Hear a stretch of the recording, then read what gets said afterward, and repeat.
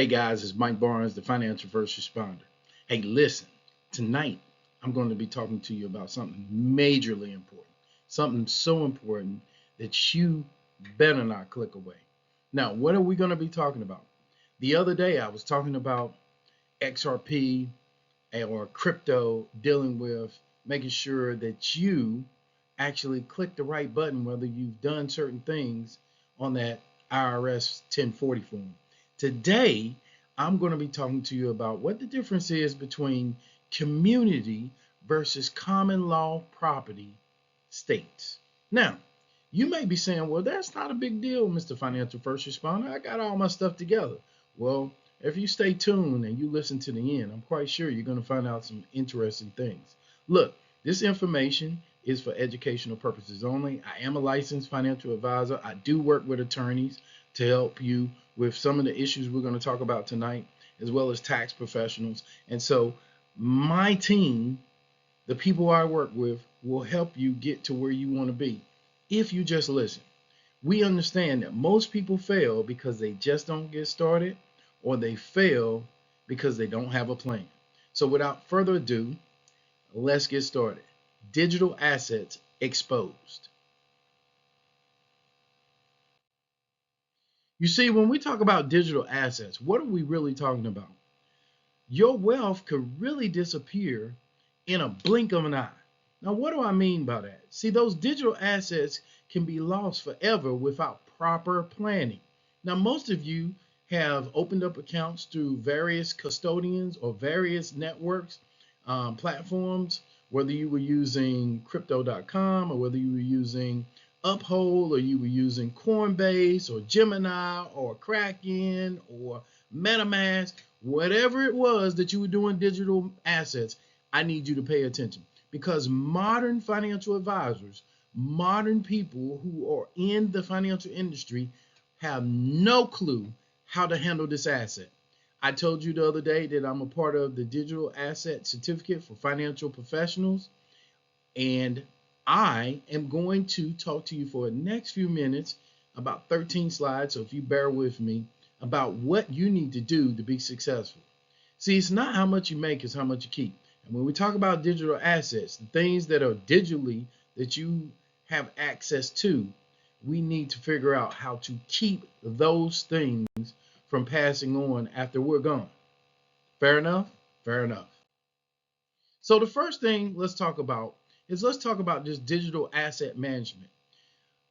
Well, what is or what are digital assets? They are crypto, they're online accounts, they're digital businesses, they're cloud storage. There's a lot of different things that fall within digital assets. For some of you, it might end up being smart contracts, which ends up being real estate that you own.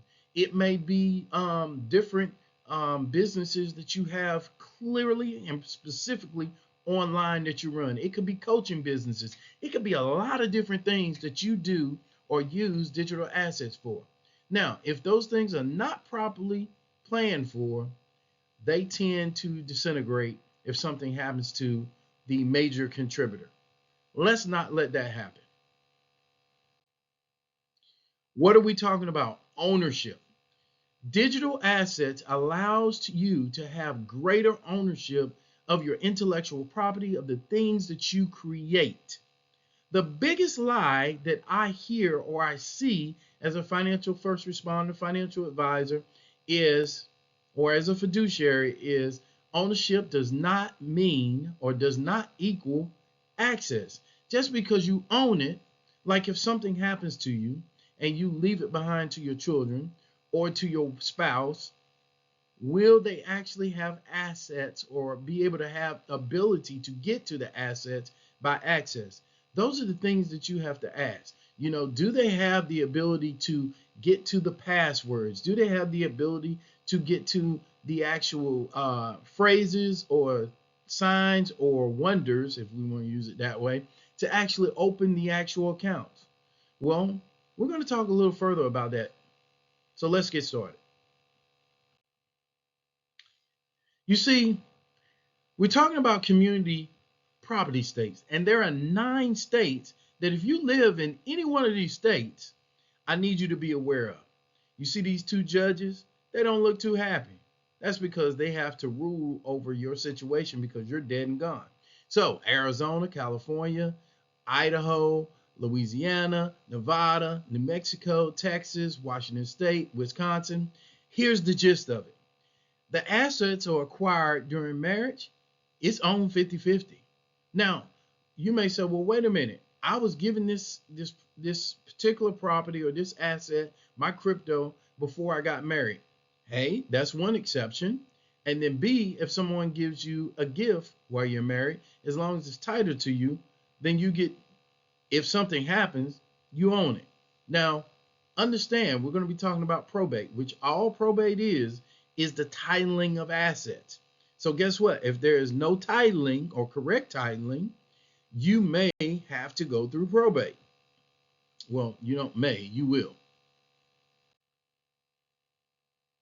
So you'll see, what is community risk? See, you see my man here, he's saying, I own it. But then at the bottom it says no access. See, a spouse may own it, but not have or cannot have access to it because it's not titled correctly.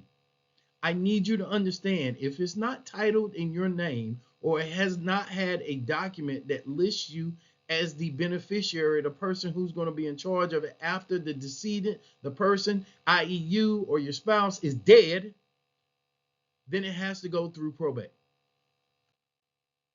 Now, when we talk about community law states or common law states, excuse me, what this means is the other 41 plus the District of Columbia, those 41 states and the District of Columbia, which remember it was 9, and then now there's 41. There's only 50 states, and then there's the territories, right? U.S. territories and the District of Columbia.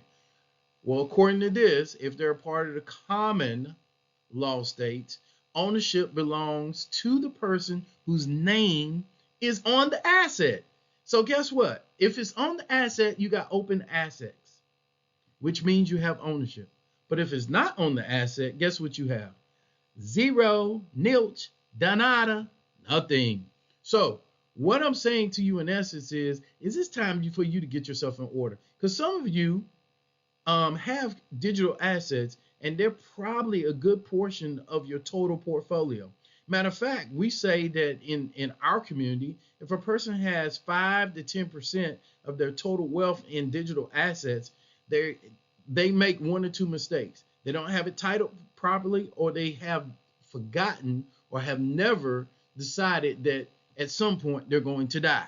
Now, what if they die when the asset itself is at its highest peak? Guess who's going to get some of that? I can tell you, Uncle Sam, at about 40% if it's not titled correctly. Okay?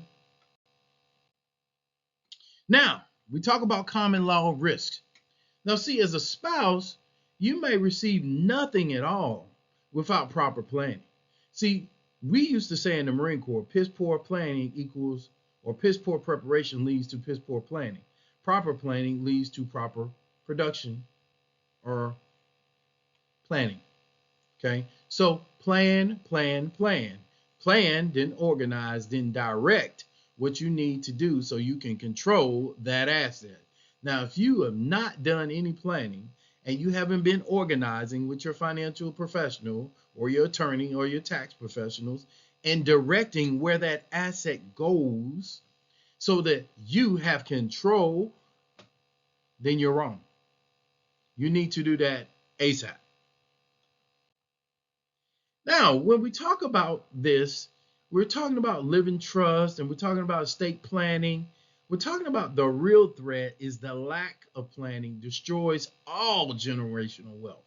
Imagine that you do all this time on this earth, you save and accumulate the right amount of money, whether it be Bitcoin, XRP, ADA, whether it's HBAR, whether it's XLM, or wherever it is, Ethos or Ethereum, or maybe it's Litecoin, or whatever the asset is. Maybe it's the real estate, maybe it's the life insurance, whatever the asset is, and you don't properly do what you need to do. See, the financial first responder is talking to you right now. And here's the thing. I've put the seed out there. If you do nothing but listen to me and go about your way, guess what? It fell on deaf ears, not my fault. But if I have said something to you that piques your interest, that you need to get with your favorite financial professional, then do that. Take action. You see, the financial positioning system, I keep talking to you about that. That financial positioning system solution framework looks at all of your inventory. It looks at the accesses that you have. It looks at, do you have a trust? Do you have legal protection in place? It looks at everything you got. Why? Because unless you die naked on the street with no clothes on, everybody's going to have a gross estate. I quote one of my professors on that. Okay. And then whatever is not titled correctly is going to go to probate. So you need to understand, and at least your financial person you're working with needs to understand that we need to protect those assets. Matter of fact, say it with me 3 times. Protect your assets, protect your assets, protect your assets. So with that said, let's talk about that for a second. See, we talk about trust, and we talk about wills, and we talk about testamentary, and we talk about living trust. See, understand, there are 2 types of trust. There are revocable trust or revocable trust, depending on how you pronounce it, or irrevocable or irrevocable. Okay? Revocable means that you still have access to it. You have control. Irrevocable or irrevocable means that once you give it away, you no longer have access. And because you don't have access doesn't mean that you don't benefit from the trust. It just means that you don't make the decisions about the trust. Okay, so what I want you to think about is this trust strategy. Just like a person would play checkers versus chess, checkers being a game and chess being a game of strategy, I need you to start thinking about strategy, which is the trust owns the assets and avoids probate, which is the titling of the assets, and ensures that you have control. So if you put these things in place, now your family doesn't have to worry about that Uncle Sam or the state is going to take a majority of your money. Now, if you are not watching the news right now, see, currently the tax on death, or I say the death tax in the United States is 40%. But guess what? Some of you states, i.e. New York, you charging 50% on top of it. So if a person, let's say, now according to the federal government, a husband and a wife can pass on to each other tax-free $13,990,000 that they can pass on to one another. Anything over that, that's when they hit that 40%, right? Now, the states have lowered it even more, that even though the federal government may allow you not to pay as much, the state still wants some of that money. Now, how is that fair? You work long and hard. You own a business. You saved money. You had ESOPs or employee stock option plans. You had wealth that you accumulated, and then the state just steps in and say, "Hey, give me the money." So I want you to think about, you need to put some things in place.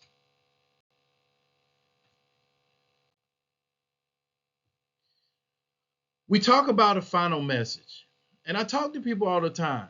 If you knew that today was your last day and that you were going to die, and one of my favorite martial arts people outside of Bruce Lee was Chuck Norris, and he passed recently. And obviously we don't know what he left behind. It's not public knowledge as of yet, and it may never be. However, Chuck was the man, and I appreciate all the entertainment that he gave me over the years. So I'm going to say final message. When we talk about what you want to leave to your family as far as a legacy, that last will and testament, if you don't have a will in place, at least put that in place. But what you need to do is you need to get with somebody like me, the financial first responder, who has a bunch of attorneys all over the United States, right? And within different U.S. territories. Sit down and let's see how we can help you properly structure your assets. Okay. Now, I'm just going to tell you like this. You must position your money, not just own it. Remember, money is a tool. But some of you got real estate, you got franchises, some of you got laundromats, car washes, you got apartment buildings, you got rental property, you got co-living, you got intellectual property, you got software, you got all type. I got friends that own apps. I got friends that own major apartment buildings. I know people who've acquired amounts of money that would be unbelievable from where they came from. But if you don't protect the assets, you are making an ass out of yourself. Look, this is your call to action right now. I've talked to you over the last 13 slides, and I hope somehow in your brain housing group, you figured out that you need to have some form of system. Save yourself time, energy, and money. But you need to join the financial positioning system. You need to make your life great on purpose. I don't care who's in office, whether you like one side or the other, you better be rooting for your family. So the first link will take you to the financial positioning system. The second link will take you to my website. Get on our email list. Let's get a talk. Let's talk. Let's have a virtual meeting. Let's do something to help you keep your assets. Look, this is Mike Barnes, a financial first responder. I am a licensed financial advisor. I am a licensed insurance agent. This was for educational purposes only. If you want more information, please hit me up and I will talk to you later and I will see you on the beaches of the world. Until we talk again, God bless.